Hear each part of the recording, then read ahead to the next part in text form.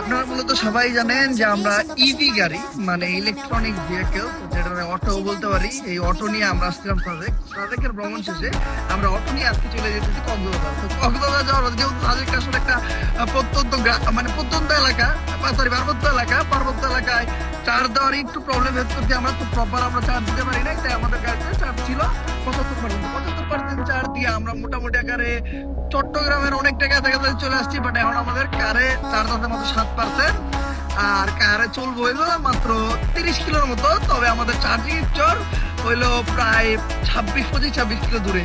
তো এই যে এই চার্জের ভিতর আমাদের ওই চার্জিং স্টেশন পর্যন্ত আমাদের অটো মানে বিওআইডি অটোটা নিয়ে যাওয়ার জন্য আমরা কি করতেছি জানেন? আমরা এই যে ডিসপ্লে আছে না, ডিসপ্লেটা বন্ধ করে রাখছি আমরা তখন। তারপরে আমাকে মামা গাড়ির লাইট অফ করছিলেন, গাড়ির লাইটও মাঝখানে অফ করে দিছিল। তারপর হরন টরন তো দিতেছে না নাকি, হরন টরন কোনো দিতেছে না।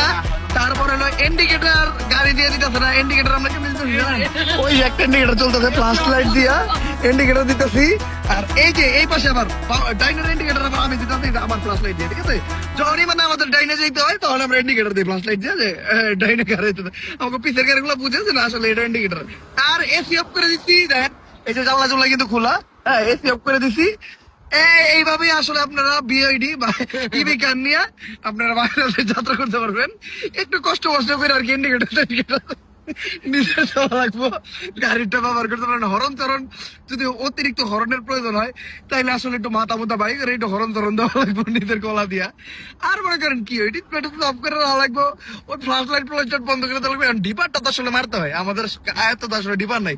তো এই সামনের বা একটা সিস্টেম করুন নি, সামনে কারো পাইতে পারি এই লাইটের উপর হাত দিয়ে থামড়াইবো ভাই, ঠিক আছে? লাইটের সামনে হাত দিয়ে থামড় দিব ডিবার লাগলে কি মামা, তাহলে ডিবারও চাষটা হইতে থাকা। যাই হোক এইভাবে কিন্তু আপনারা ইভি গাড়ি দিয়া খুব সুন্দর ভাবে এই সাজেক, বান্দরবন, রাঙামাটি, চট্টগ্রাম, কক্সবাজার যে কোনো জায়গায় যেতে পারবেন, ঠিক আছে? যে কোনো জায়গায় যেতে পারবেন। মানে আপনারা সবাই জানতে চাচ্ছেন ভাই ইলেকট্রনিক গাড়ি কেমনে কি, এমনি